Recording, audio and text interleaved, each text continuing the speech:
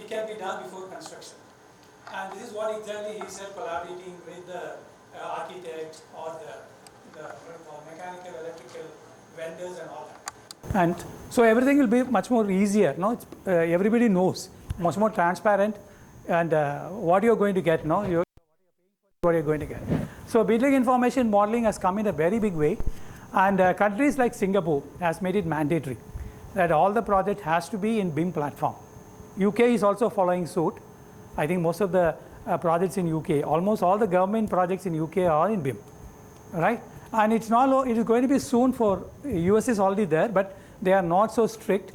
But Singapore and UK have taken the lead in this, and they are the pioneers in framing the standards for BIM and all that.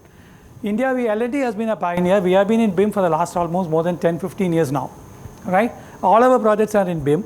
We find it a great advantage. Initially, a lot of investment has to be done for the BIM, the machines and training people and all that, but it's worth it. And I think in a couple of years, India also will be in BIM. Right now, all the big projects like airports, the tender itself is coming in a BIM model because everybody knows what is to be constructed. Otherwise, tender is one area, no, it's a vague area. You tell something and then people understand something and code for something. So to make it all better, they're coming with a technology called BIM now. So this will be the standard, and all the civil engineering students have to be familiar with it because you should be able to know what BIM is or how to visualize BIM models, and any manipulation or editing, you should be able to, like the way you are supposed to be proficient in CAD, right? So BIM is one area, and it helps a lot. AI, ML, I think all these are the buzzwords in the IT industry. They talk anything AI, ML, and you are seeing all the AI in the media nowadays, no? So, but we want to know what AI can do in civil engineering. We will explain that. We are all started using in a little way, and we have changed a lot the construction, the way we do things now. We talk about AI, ML, blockchain. Blockchain is another area where all the contracts will become much more transparent, right? So these are the terminologies you all should be familiar with. AR and VR. This is a part of this BIM, that AR, VR, no, we should require that lens to visualize, you can move around on a virtual model and all that, no? So AR, VR is another smart technology that is coming up. Okay, I will show you a small example of AI application on a site. This is the site. You can click it from the Google map, see the site. And this is the drawing.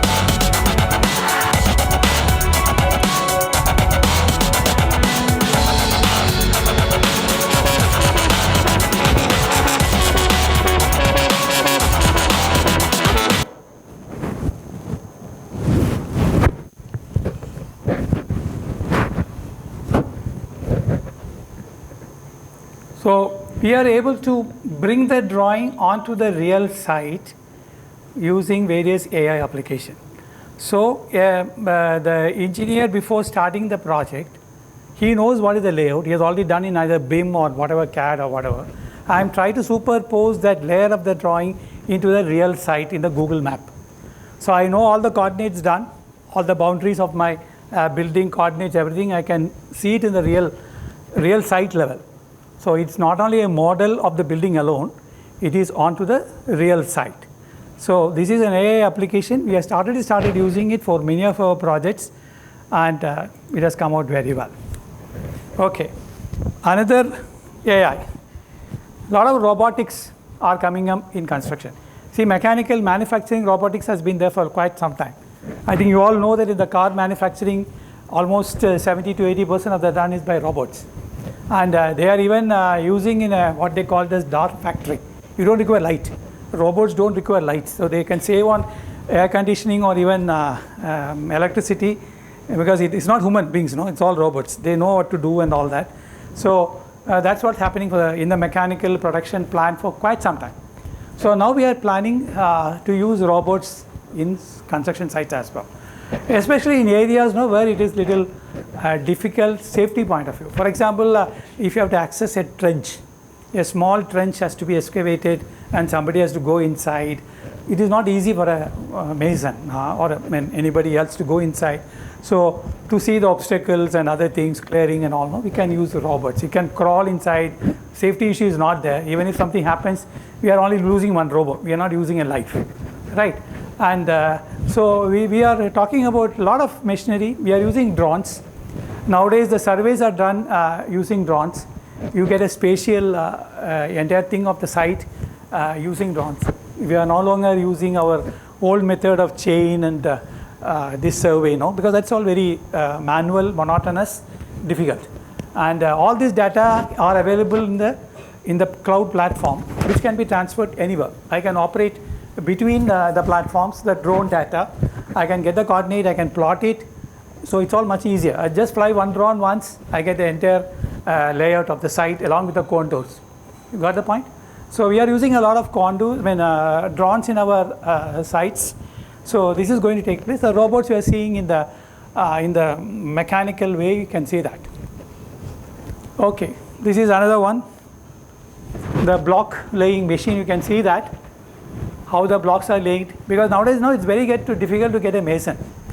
And the brickwork is no longer there. It's all block work nowadays.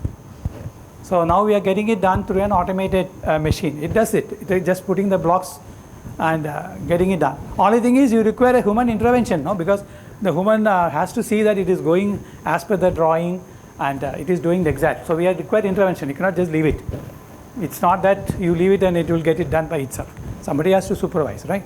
So human interaction is always required, and that's what it does.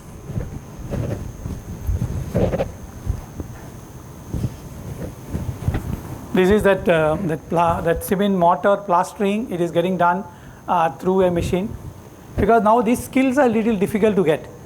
Getting a masonry skill, no, plastering, all those things are slowly getting difficult to get it done. And nowadays we are using all this to get the painting done also and plastering done. So it's no longer what you call brick and mortar site now. It is more the sites are operated by machines now. You require a lot of automation at site, right?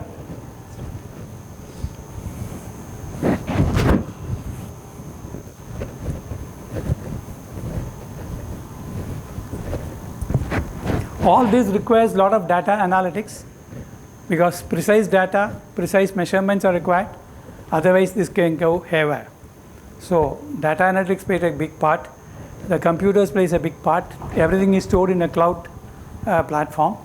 So civil engineers supposed to know all the terminologies or the methodologies required. Like know how to use a mobile phone. You should know at least how to use it. Whether you don't know the background behind that, but still. So they should know all this, how to get it done.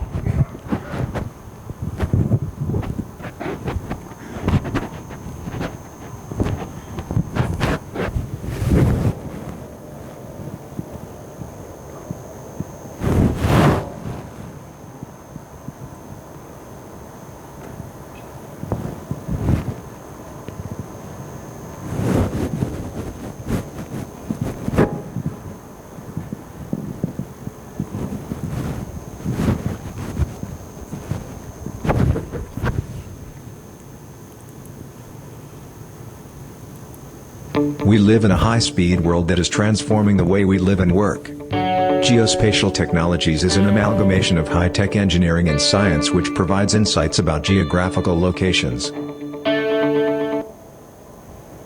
We embrace the power of location intelligence. We expertise in capturing, analyzing and sharing spatial information used by stakeholders in various phases of a construction cycle. An array of 3D-based scanning technologies are used to collect terrain information. The output of LiDAR system is a measurable 3D point cloud.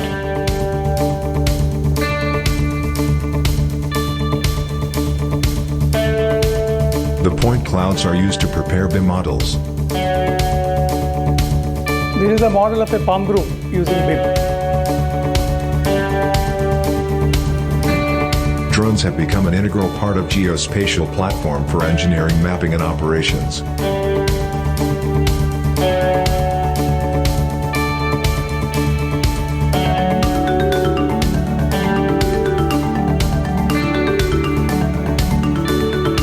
was talking about transmission line towers. Now we have how to draw the cable between two towers using a drone.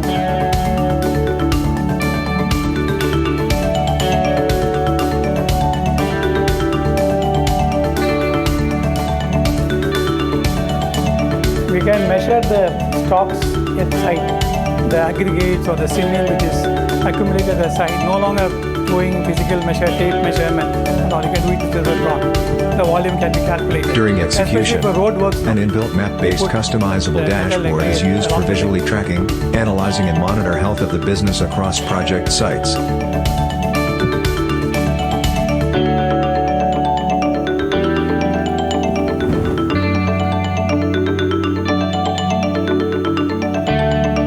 We monitor all our smart city projects under a single GIS portal to implement all operations and maintenance actives. Leveraging the capability of smartphones, we have successfully optimized the workflow of field engineers at site. LMNOP stands for Locate, Measure, Navigate on Phone, is a mobile-based application primarily built for reconnaissance survey. The dynamics of geospatial technologies has benefited the business team at large. The possibility of advancements in geospatial is endless. So you have seen this is called geospatial. We talked about drones and how that can be harnessed for civil engineering. Geospatial is one area where a lot of data analytics, AI, and a lot of automation is being done and is used in a very big way at construction sites. Okay, now we are talking about design.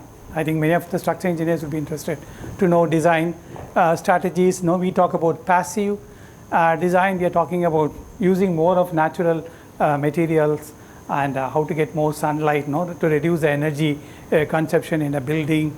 And then we talk about biophilic. We try to mimic nature, like various structures are done using biophilic. We have to save water because water is going to be the oil of the future, right? It is going to be the major consumption. So how to save water in our design strategies? We talk about green roof, vertical garden, prefabricated, and all that. So these are the design strategies we're talking about from a civil engineering perspective. We are talking about modular construction. We have done this modular construction in a big way. And so this is more of precast and prefabricated. Then sustainable architecture, we are talking about net zero. Sustainability is another area civil engineers have to use it. So we talk about all this, improving the air quality, life cycle assessment, and all that, right? Smart buildings. You all know about intelligent building, smart building, how to automate the lighting, air conditioning, and even control or fighting the fire, sprinklers, and all that. It's all it's a part of civil engineering. It's no longer it's a different specialization, because when you do a project, you are supposed to be knowing all this. So we are using a lot of smart sensors and AI-driven management systems, IoT, Internet of Things, IoT. All these things will come on security, all that, controlling the HVAC. Once again, it boils down to data analytics. Once again, it comes with all these things right up. Okay, now I'll talk about what's happening in the construction. We are talking about digital technology in the real construction now.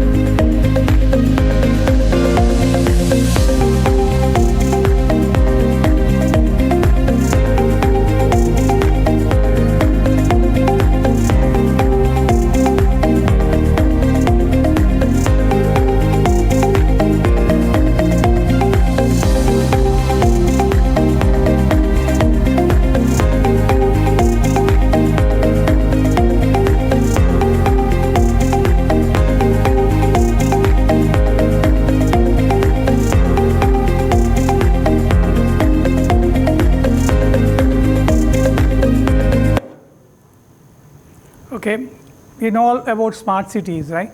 A lot of talk is going on about smart cities. This is a part of infrastructure building up. Smart cities also once again what? We are making our cities smart, making use of the collaboration between the various services and all that.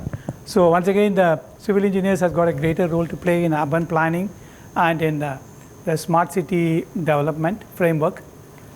We're talking about self-sufficient and all micro cities.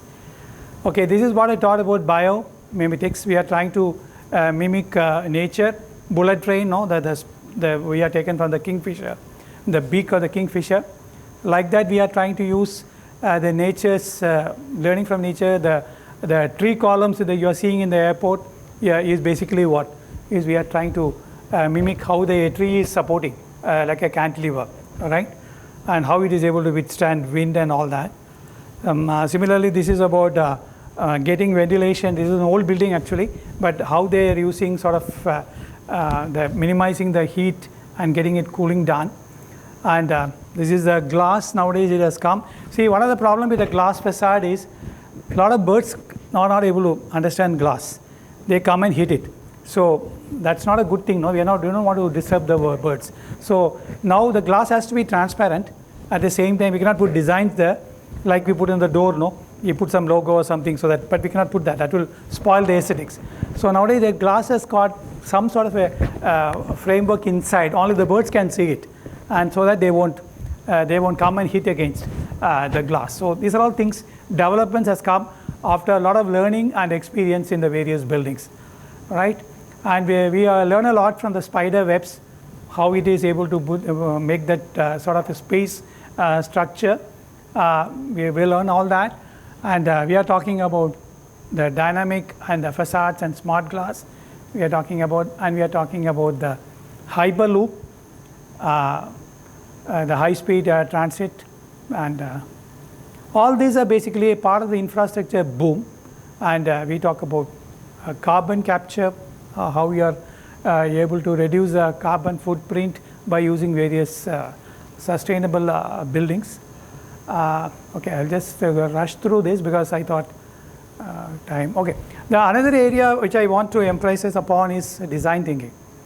Design thinking is you have to look from a user's perspective, right?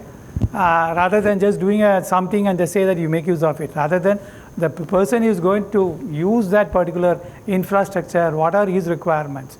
And no, from that perspective, we have to do design thinking, understand, empathize with him, and try to create. So this is one area which is catching up a lot these days on design thinking, and so this could be one area.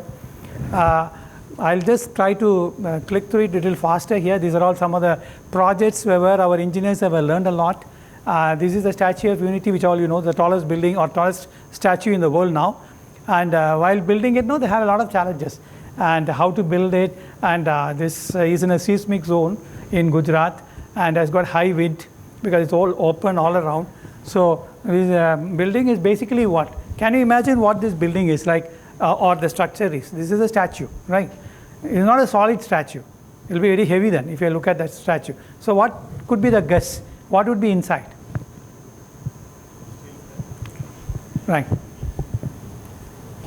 I'll expose that, but before that, I just want to leave it to the students. What is their best guess? It's a statue. You all know what statue is, right? What will be the statues made up of? Not a solid one. I just give a clue. Solid will be very clear. Huh? Skeletal structure of what material?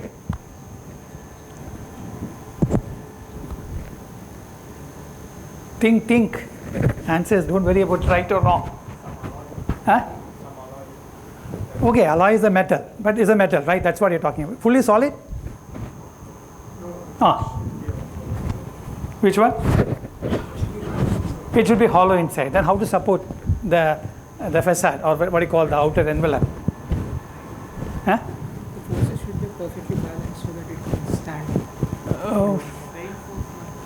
stand. Reinforcement. Okay, that is concrete. Okay, and any other guesses? Come on. You are asked to design the structure. What will you do?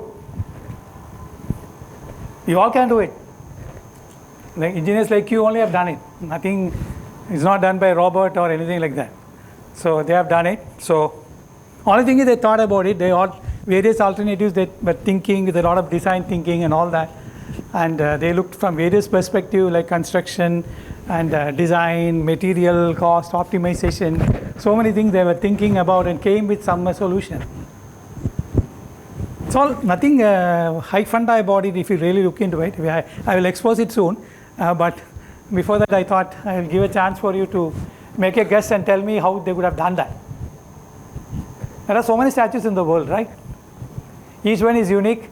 Each one comes with different sort of things, right?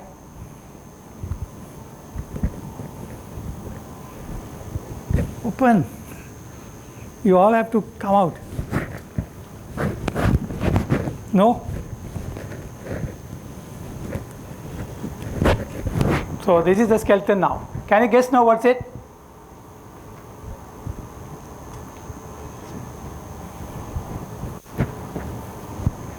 Basically two concrete pillars surrounded by a steel structure over which the cladding is supported. Right? Right? You can think like a tree. In the bark, the stem of the tree is a concrete surrounded by some sort of a skin. Skin is the envelope we are talking about. What is the shape? Different shape. So basically a tree, a cantilever structure, the foundation has to go so deep in order to balance this the superstructure, no, for the wind and earthquake and all that. And this is the way it is done. They're talking about the lower legs, upper legs. Sardar Vallabhbhai Patel statue, no? So his wardrobe and all that, no? The entire thing has been done in bronze cladding, and it is supported on a steel structure. It's highly complicated the way it is because it's the analysis all has to be done with a special software, and the way it has to be constructed is also challenging. No, it has to be done in stages. How the people will go to the top, because it's the tallest statue in the world. So people has to go to the top, no, to finish the head or whatever you call it, no. So it was all done in pieces, assembled at site, and they erected at site, and then they did the final stitching and all that done. Okay, I leave it there. I don't want to go into detail. This is another unique signature structure in India, the Motera Stadium, which is the largest capacity cricket stadium. All watching IPL will be seeing this stadium nowadays, right? Bigger stadium. Bigger is fun. Stadium can be big, that's fine. But what is the speciality of this stadium? I will give a clue. This is a roof. How the roof is supported. See, stadium cannot have too many columns like a typical slab and beam arrangement cannot be done. Right? Then the spectators cannot see it. Right? Everybody should have a clear view of the pitch. Right? So it has a circular one, and the roof is of membrane. It's not in concrete or sheeting or anything, it's of membrane. And here also a very simple concept. If you really look into it, then they have taken a lot of time to come to this one. But the design has been finally evolved. There is basically a circular roof, but it's not fully roof. It's not a shell. It is only what you call annular ring, right? And it is done by membrane roof. What is the speciality? Any guess? Rough guess?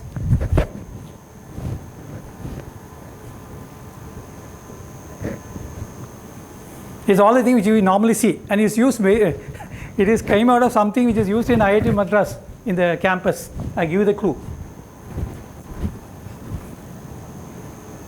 Every student uses it here in IIT Madras. Can you think which one is that? For mode of transport, I am giving the clue again.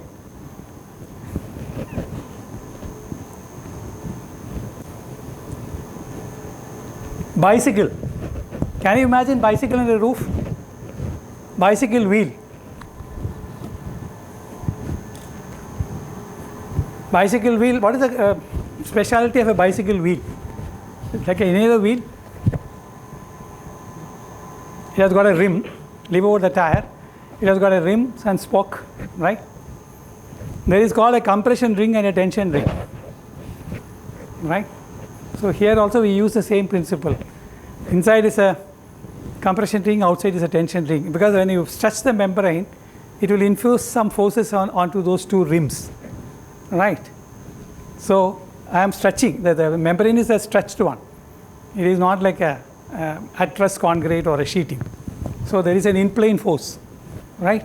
So that has to be naturally balanced. Self-balancing equilibrium has to be maintained, right? So this is basically a bicycle wheel concept. And so you have to think little out of the box when you are doing projects like this. Okay, I hope, are you finding it interesting now in civil engineering? Is the perception getting changed, or you still think brick, mortar, cement? Huh? You all have to think, you can do wonders. All the 7 wonders of the world are done by civil engineers in a way or other, right?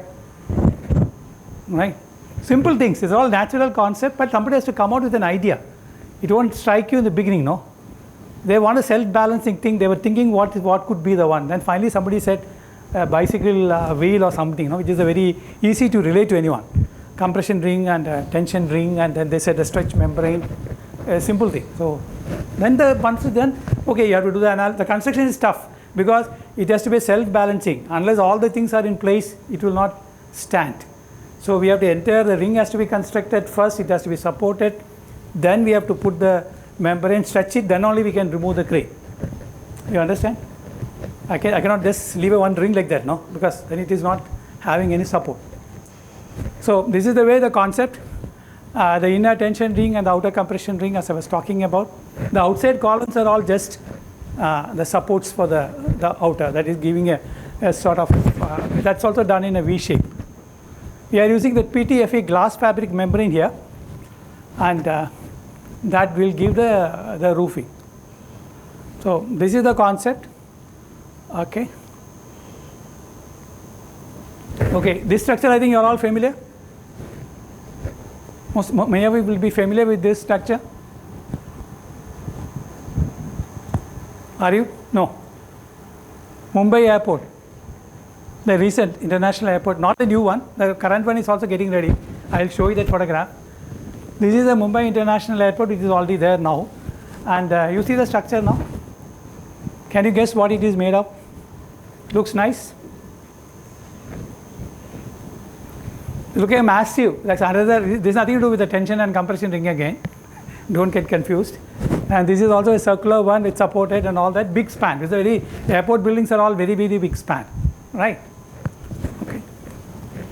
Here also, inside the roof is the main thing. The other ones are all just columns and other things, right? The roof is basically made of trusses covered by the cladding.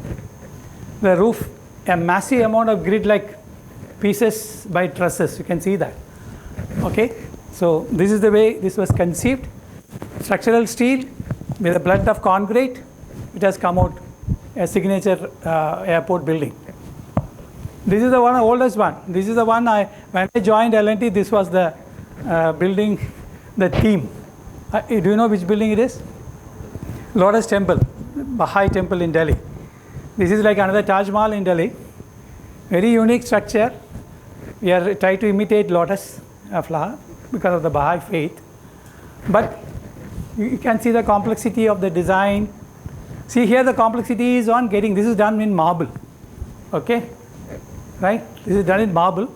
To get it constructed, no? It's not easy. In a sense, they do a lot of analysis to be done. It was done in IIT here. And we got it done because of the form work and the way the leaves of the lotus are formulated. No? And then you are putting a marble, that's okay. But getting the backbone done was a challenge. And this is also one of the, I just show a couple of projects. There are plenty of projects I can keep on telling, but I don't want to tell that. There are a couple of projects to give you an idea what civil engineer can do here. Right. This is a new airport coming up in Mumbai. Do you look at this building shape? This is architect. Architect will give you fantastic things to give you, challenge you. Right. Do you know who is the architect for this? She is no more now. She is an international architect. She has done wonderful structures across the world.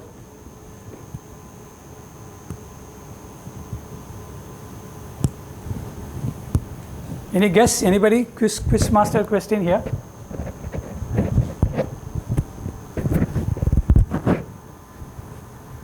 You want to come up with an answer? I will not give the answer now.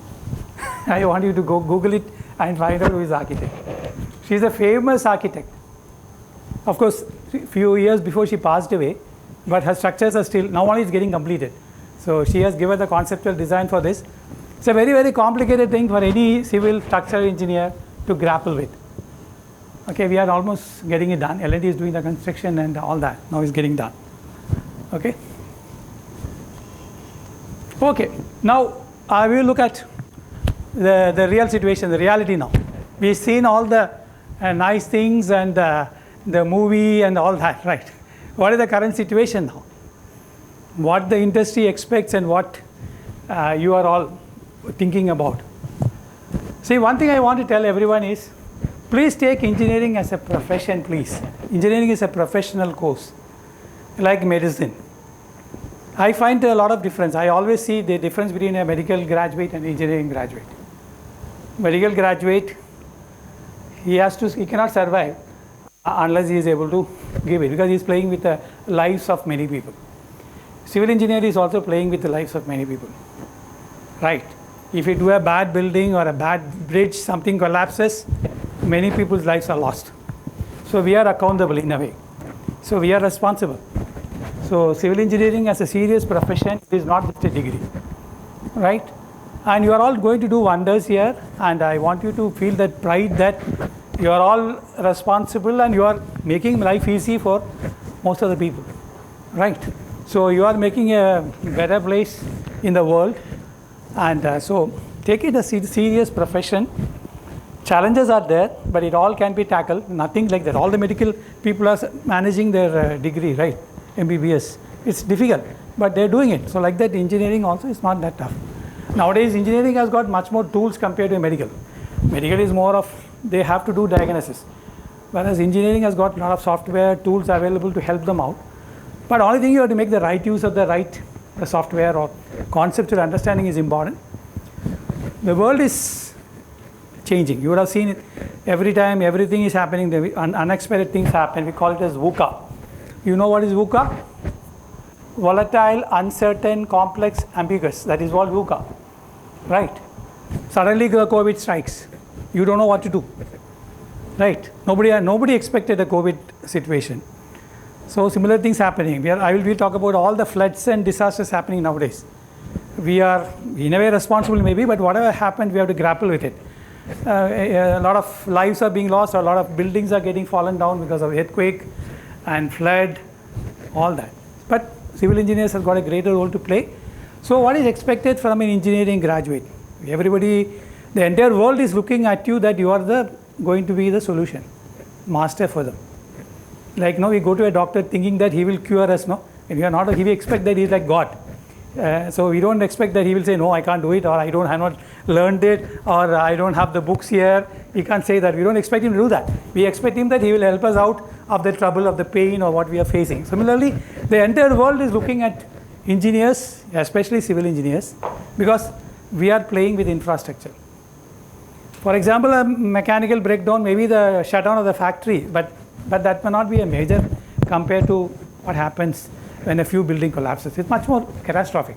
So I want you people to take a little serious about your profession, and you can do it. And that much assurance I can tell you with my experience in the industry. We all have done it. We are nothing great. We are all like you, right? So we have done this Baha'i or the airport or the Statue of Unity, in which I was involved in all these projects. That's why I am able to talk with confidence. We could do it. And it's not one-man job. Once again, I want to tell you, it's not a single person like, no one engineer is going to drive the world. It is going to be teamwork. So civil engineers has to play with teams. He cannot be a one-man show. He should be able to collaborate not only with engineers, with the laborers, architects, all challenges. Architect will come with all crazy ideas. You have to convince him, make him go back, change to your requirement, or you have to satisfy his solution. The user will ask so many things, right? So you have to play like a team. We talk about all that. So what do the industry expects? You're all passing out of the institutes, coming to the industry. They expect like a laptop.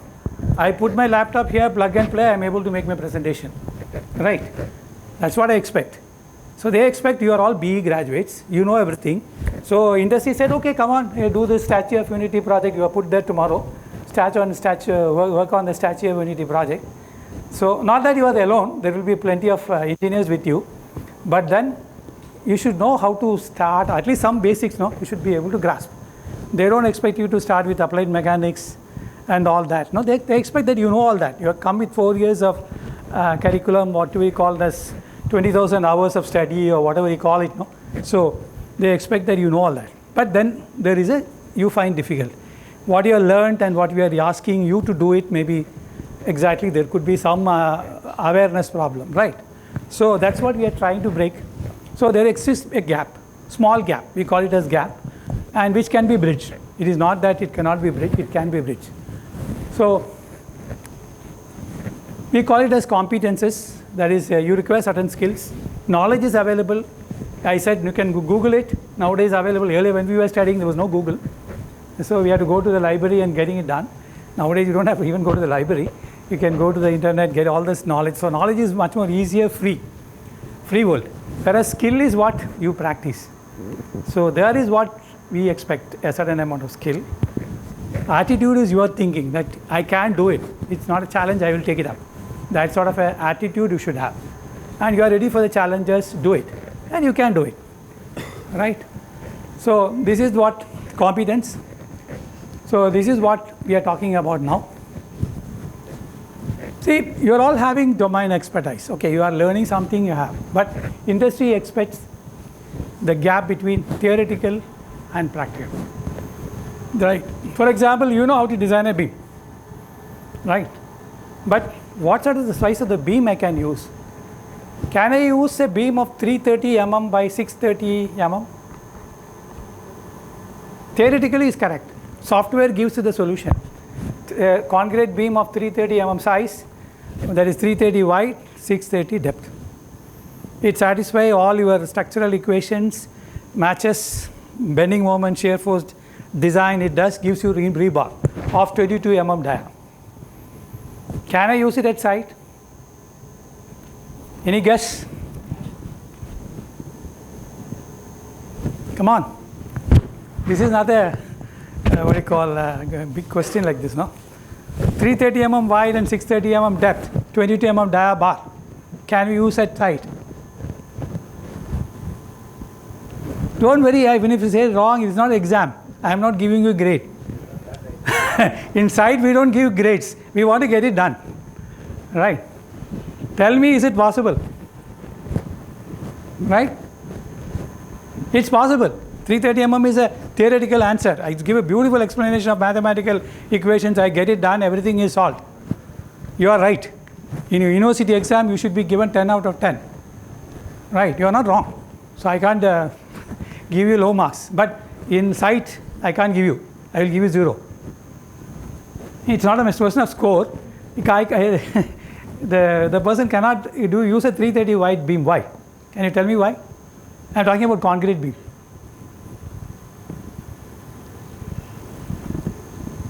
Come on, please. Engineers, you have to speak out. You cannot do it like this at the site. Any project, any client meeting, you have to speak out. If you keep quiet, it cannot happen. Communication is another area I will come back. You all have to communicate properly what you think. Come on. Is it feasible? Yes or no? No, right. Who said no? Right. Why? He said no. Don't worry, I am not going to penalize you who said no. You are right. No is correct, but why? Why I am asking this question is you all have to start thinking from now onwards like an engineer, what is the feasible solution in a practical field. 330 mm, how can I put concrete? I need a formwork. I need a plywood plank to support it. What is the available width of a plywood? 1 foot. If 1 foot, whatever inches, 1 foot, 4 inches, 1 foot, some inches. It is not 330 mm. So 300 mm is what we can do, right? Otherwise I have to cut a plywood for 330 mm, which is very, very expensive. I can do it. I have to put another plywood, the remaining things will go waste. So, and 630, 2 foot depth, the plywood. So these are all practical situations. 20 mm dia is not available in the market. 16 mm, 20 mm or 25 mm. Right? Market, they don't roll out 22 mm steel, rebar. So these are the gaps we are talking about between theoretical and practical. I am just giving one example. There are plenty. In steel, there are plenty of examples I can give, but I don't want to go there. Second thing is, people should know what is the behavior. No longer a structural analysis or an intermediate question, but people should know this is a beam, this is the beam here, it has a span this much, how it will behave. Right? If I put a glass wall underneath the beam, this beam is this much span. Right? I am putting a glass wall, assume that, just giving a theoretical or hypothetical case. I am putting a glass wall. The beam is spanning that much. Okay? What will be the problem? Structurally, nothing. It's all beam. We have done the design of the beam. But there will be a deflection due to self-weight at least. Right? The glass will break. So I should have some tolerance level, right? So these are all the aspects comes when you really start working on a real project. You cannot say that I don't know. My answer is right as per the book. Client will say my glass is broken. He doesn't think that you are wrong or right and all that. He will say, you are not being able to design a thing which is not suitable for me. So these are all the stuff people should know. And we know that it cannot be done in a curriculum textbook because you are fully busy with knowing design. So these are the areas L&T like industry wants people to get aware. So that's why we decided to come with courses. We'll explain that towards that. Right. Reading drawings. As I told you, reading drawing is a skill. It's finding it difficult. It's not there in the curriculum.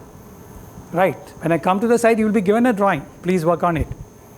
So you should know how to read a drawing. You should know how the various sections, sketches, what you remember in GD, geometrical drawing. You should know that, how to read a drawing, how to visualize. Of course, that's why we have now made the thing little more easier with the BIM. You can visualize the model. So reading a drawing becomes little easier, but still you should know how to read a drawing. Right? Software usage. Everybody knows StatPro, ETABS, ANSYS. Everybody knows. They put the CV. I know. We are also happy. We said, okay, please do it. He does the model. We said, yeah, model is run. I got the answer. But I can't construct the building. That model is okay, but there will be warnings, which nobody bothers. There will be nobody checks for deflection.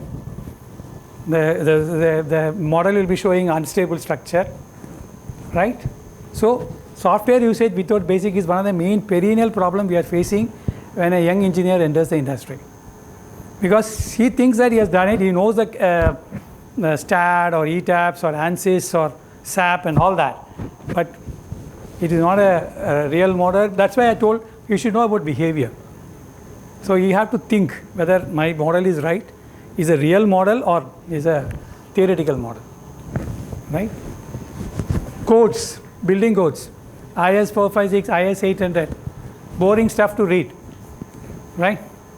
All our codes are like legal books, right? Boring stuff, but we have to comply with it, right? And they have, a lot of professors have worked on it to come with the codes. So there is a brain behind it. We have to appreciate their work on that. Bill of material. Everybody thinks bill of material is not your job, right? But any project, the cost is based on bill of material. So if I give a beam and I don't know how it's going to cost, it's of no use. Then somebody else will say this is going to cost $1 billion. So is it okay? So you should know how to do bill of materials. Nowadays software is available and all things, but you should have some idea, how much is concrete, how much volume of concrete I require to pour this roof. Some idea you should have. So these are all the stuff. Interdisciplinary knowledge is what you want to know about mechanical, electrical, architectural, all other stuff you should know. You cannot say I am a civil engineer, so I don't know how this lighting is going to come. You should know because that's going to add some load to you. So you should know. And you should know about construction, formwork, erection, because this will change the way you look at things. Quality, constructability, all those things you require, right? So these are the gaps we are talking about. And nowadays environmental aspects are there, sustainabilities are there, right? COVID has come. Suddenly COVID strike us. And I would say it was a very, very unfortunate incident. Many people lost their lives. We were all living in a life of panic. We don't know what's going to happen. No control, absolutely no control for anything. Everybody decided to lock down themselves and all that. But what it happens to the industry? In a way, it was a blessing. People realized that we have to face challenges like that. We have to work remote. We can't work like the way we are doing. Now, earlier everybody was working on a table, across the table, discussion happening. No, we have to do virtually. How we can do in site, virtually. We can do all this office work with the Teams and whatever, Zoom meeting or whatever, all that. What about site work? Nothing, construction came to a standstill, right? Nobody can go. One is the safety and the health aspect. Second thing is remote working is difficult. But fortunately or unfortunately, L&T was in the digital space much before COVID. So we could do many things over remote. We could see all our sites from our head office in Chennai. All our 1,000 sites, because every site was having a camera even before COVID. So at any point of time, we can see what's happening at the site. And because of the cloud and all the infrastructure. So everybody started realizing the importance of the digital space. So augmented reality, we started using drones. I can fly a drone remote. So I can get a surveillance of the site. If anybody is there, working there, any health situation is happening, I can monitor site. So we could use 3D scanning and all remote. The robot can be put there, it will go and do the photograph. I can work with that. I can do inspection remote. I don't have to go physically at site. All these things happen. BIM, we could do from home office, send the image there, they can match. Then, see one more thing. This is what data. Plenty of information is coming to you all. You are seeing social media, everything. So a lot of information is coming. You are bombarded with information nowadays. Earlier we were not bombarded. We had hardly any information. That was the other side of the coin. Now it's too much. So we call it as drip. Lot of information is coming, but what we say is data-rich information is poor. You should know which one to use, which one to discard. You don't have to see all the WhatsApp messages, right?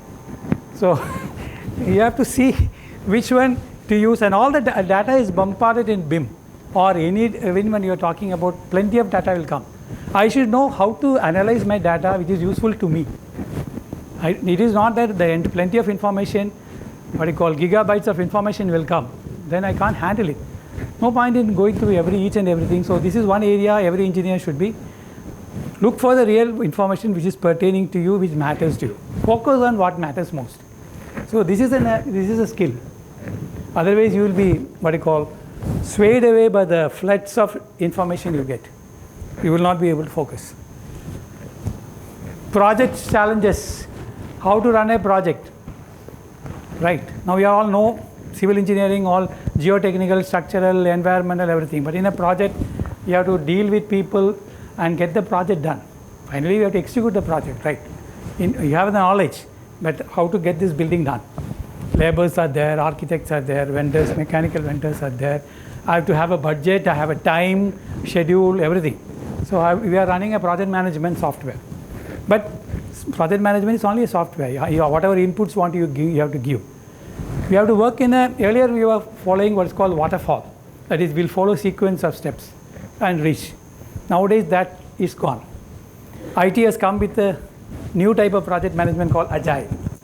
You do many things parallel, right? So project management also has undergone the CPM PERT. I think you will be, I don't know whether you have heard or you're going to hear in the next semester or something. It's all okay. That's a concept behind it, but it's all changed. We call it as critical chain management now. We have to focus where the bottlenecks are there and remove that bottleneck, then the project gets done, rather than following a critical path alone. So project management has undergone tremendous changes now in construction, right? We have to work in collaborative, as I told, it's a team effort. We have to work in teams. Knowledgeable one guy will not be able to run a civil project. I worked with more than 200 engineers in throughout all the projects. So I have to work with engineers, all with the various competence, skills and all that. But we have to, so we have a traditional team is gone. I don't have an hierarchical structure, no? Like I am the project manager, you are my substitute, nothing like that. I have to work agile teams now. So it's all changed. The entire concept, hierarchy level, everything is changed, right? Design thinking I already talked about you. So this I will not go ahead. So now I will come to back just few minutes on what L&T is planning to do. We have understood the requirements what the industry is with, and we have been recruiting graduate engineers every year. I also joined as a postgraduate trainee from here to L&T.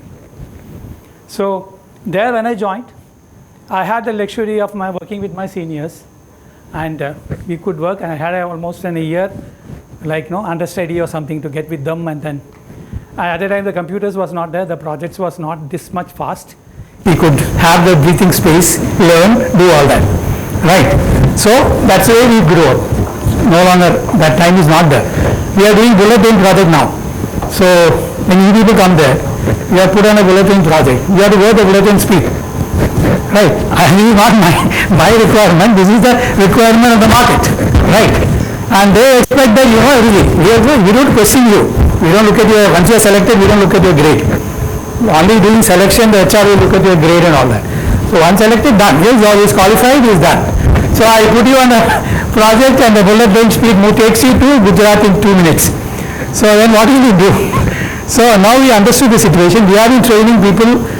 We took 1 year or 1.5 years for the graduate engineers to get acclimated to our terminology, whatever I talk today, and to get them used to BIM and all that.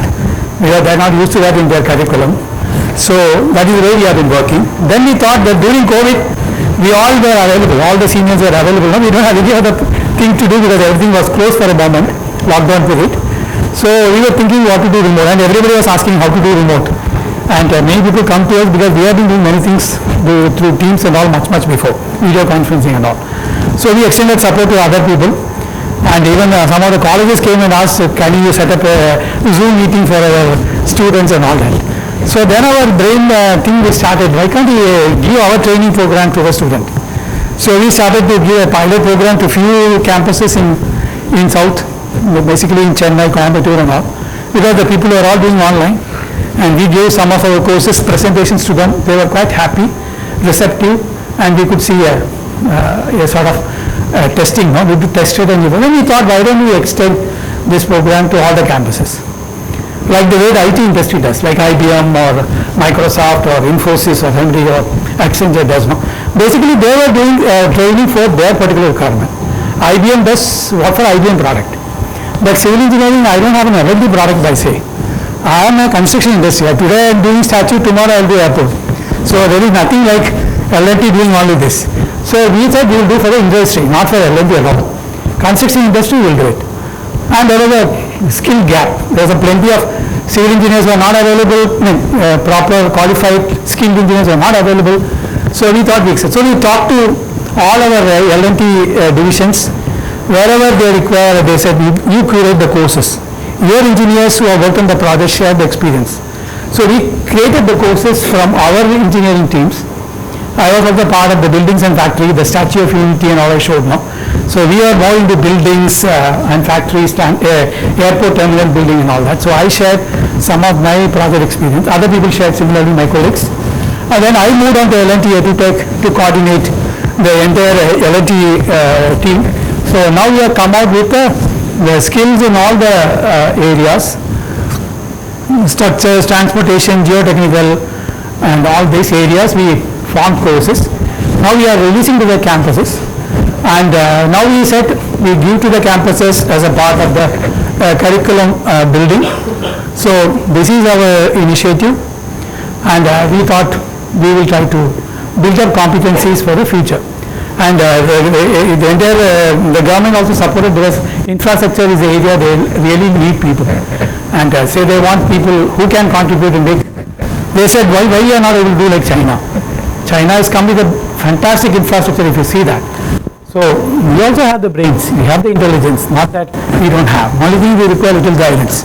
So we have done that, and we have called both for working professionals as well as for the colleges. We have started curating and launching courses. So the campuses are taking our courses now, and they are getting the benefit of adjusting a gap. I would say, I am not saying that the entire gap can be done in over this thing, but at least they come to know what is the requirement of the industry. So that is what is being done. And this is not a marketing talk, I'll leave it. And so now roughly more than quite a few lakhs of people have onboarded, and we are now going strong. And we are also running some 1 week program in the campuses, like on BIM, and then on geospatial, and then on STAD or steel buildings, and for ETAP for concrete multi-story building. 1 week program, hands-on program, wherein they can work on a real project.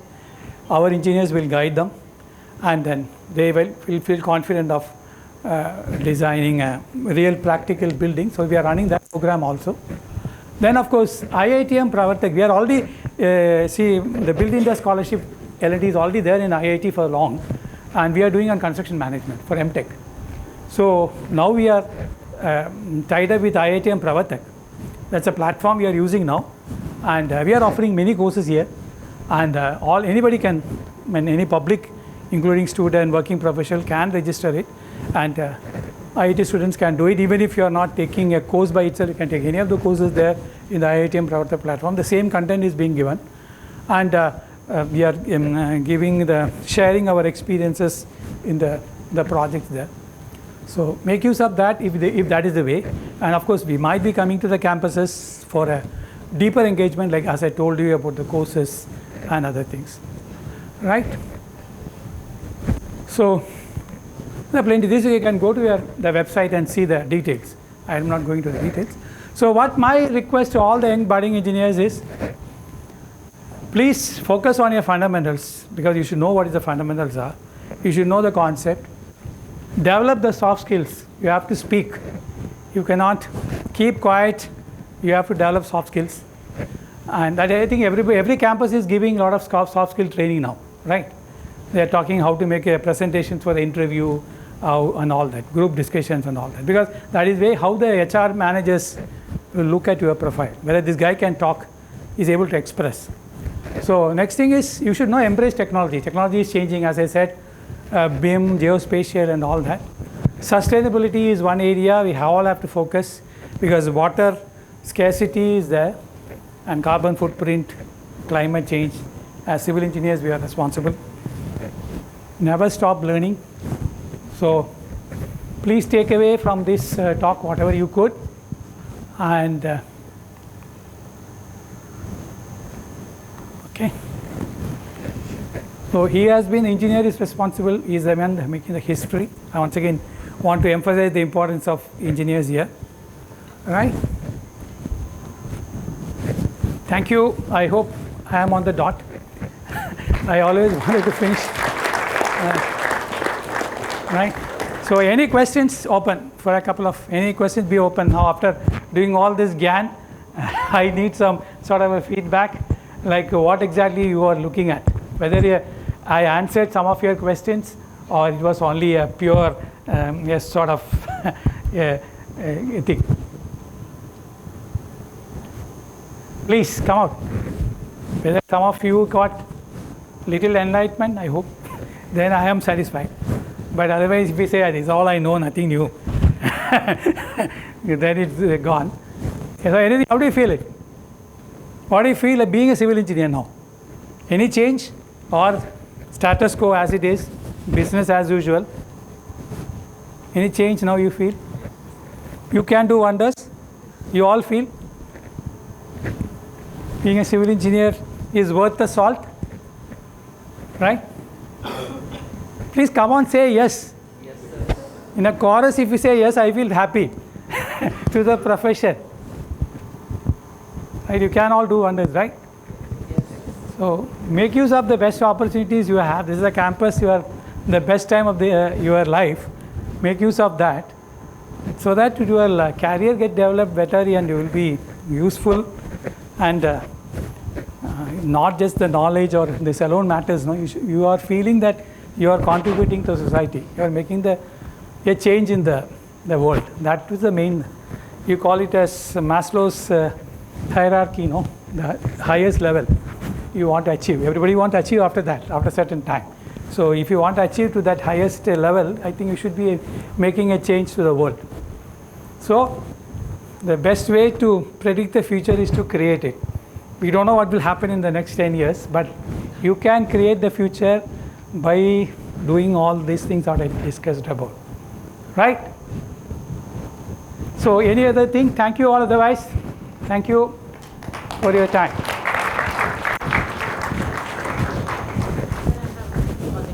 Sure.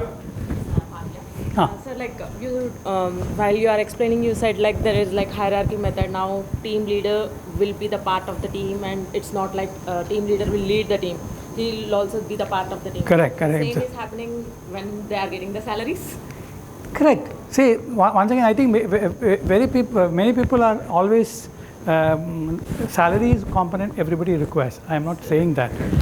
That's why once again I said engineering is a professional degree.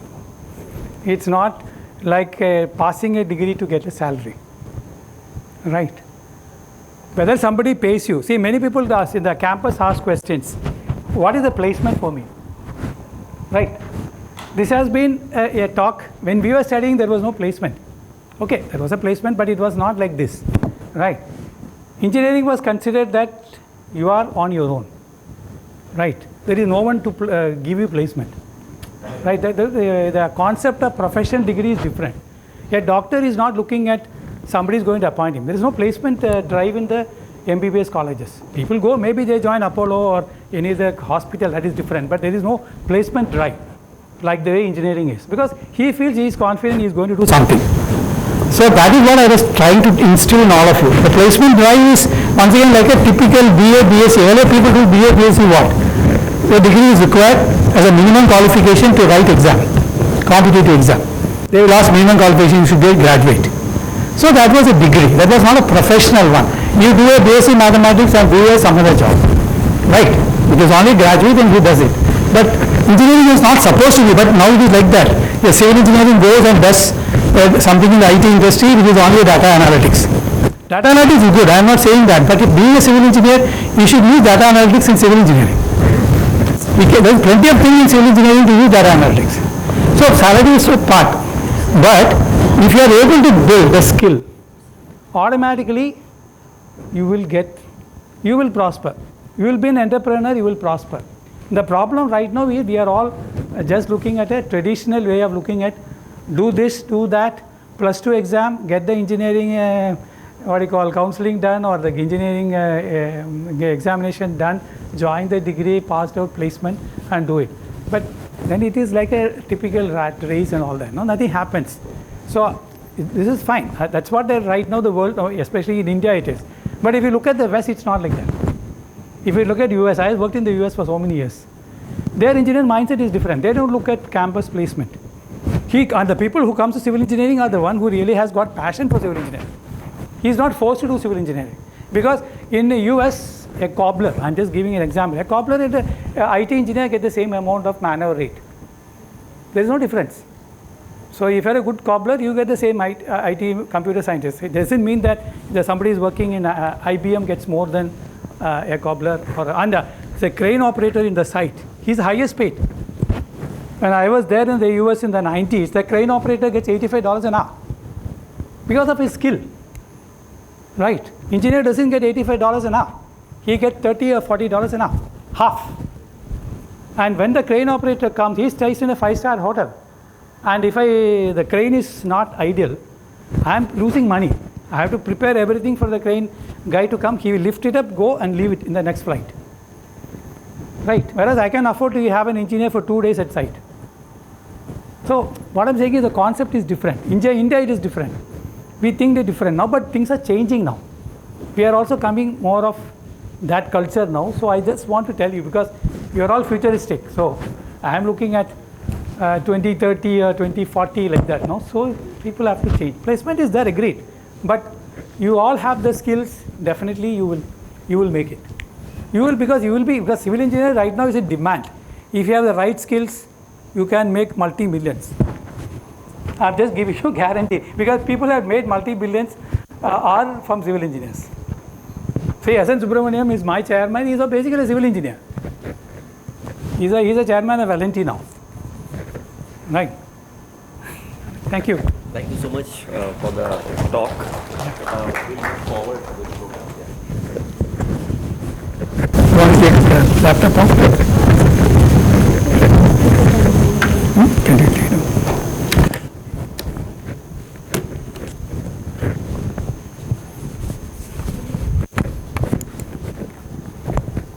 Thank you, sir, for that insightful and inspiring talk. We now have the privilege of hearing from Dr. Venu Raju, who is a senior advisor at CEA, which is the world's largest geotechnical specialist contractor, but is also one of the main pioneers of CEA Summit. Without him, this great event would not have been possible. I request you to speak a few words.